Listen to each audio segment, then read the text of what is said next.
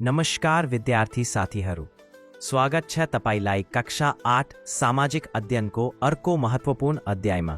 आज हामी पढ्नेछौँ एकाइ 1 हामी र हाम्रो समाज पाठ 2 विकासका पूर्वाधारहरू। यो पाठ तपाईको दैनिक जीवन, परीक्षा तयारी अनि हाम्रो देशको समग्र विकास बुझ्नेको लागि निकै उपयोगी छ। भिडियो अन्त्यसम्म हेर्नुहोस्, हामी सबै प्रश्नहरू सरल भाषामा उत्तरसहित बुझ्नेछौँ। विकासका पूर्वाधार भनेको के हो भनेर भनिन्छ?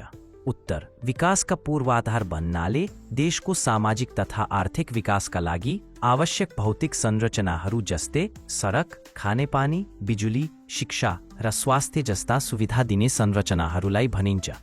उत्तर: नेपालमा खानेपानीको वर्तमान अवस्था उल्लेख गर्नुहोस् भनेर भनिन्छ। उत्तर: नेपालमा धेरै स्थानमा खानेपानीको सुविधा विस्तार बिस्के पनि अझै कतिपय गाउँ तथा शहरमा गुणस्तरीय, सुरक्षित र नियमित पानीको आपूर्ति चुनौतीपूर्ण अवस्था रहेको भनिन्छ। 3. नेपालको जनशक्ति पलायनलाई रोक्ने उपायहरूको सूची बनाउनुहोस् भनेर भनिन्छ।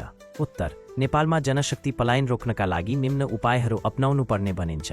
देशभित्र रोजगारीको अवसर सिर्जना गर्नु, व्यावसायिक तथा प्राविधिक तालिमको व्यवस्था गर्नु, उद्यमशीलतालाई प्रोत्साहन गर्नु, युवा लक्षित कार्यक्रम ल्याउनु, विदेश निर्भरता घटाउने नीतिहरू ल्याउनु। 4. दक्ष, अर्धदक्ष र अदक्ष जनशक्तिको उदाहरणसहित परिचय दिनुहोस्। उत्तर: दक्ष जनशक्ति भन्नाले ती व्यक्तिहरूलाई जनाउँछ जसले विशेष तालिम प्राप्त गरेका छन् र जसको काममा उच्च दक्षता छ। उदाहरण: डाक्टर, इन्जिनियर, वकिल, प्राध्यापक। अर्धदक्ष जनशक्ति भनेको ती व्यक्तिहरू हुन् जसले आधारभूत तालिम प्राप्त गरेका छन् तर दक्षता पूर्ण छैन। सिकाइ गरेका मजदुर। अदक्ष जनशक्ति।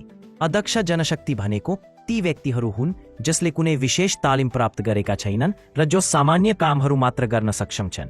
उदाहरण: साधारण मजदुर, अस्थायी कामदार। 5. नेपालमा ऊर्जाको विकासले परनिर्भरतालाई कसरी घटाउन सकिन्छ भनेर भनिन्छ। उत्तर: नेपालमा जलविद्युत, सौर्य ऊर्जा, बायोग्यास जस्ता वैकल्पिक ऊर्जाको विकासले पेट्रोलियम जस्ता आयातित स्रोतहरूमा निर्भरता घटाएर आत्मनिर्भरता बढाउने काम गर्छ भनेर भनिन्छ।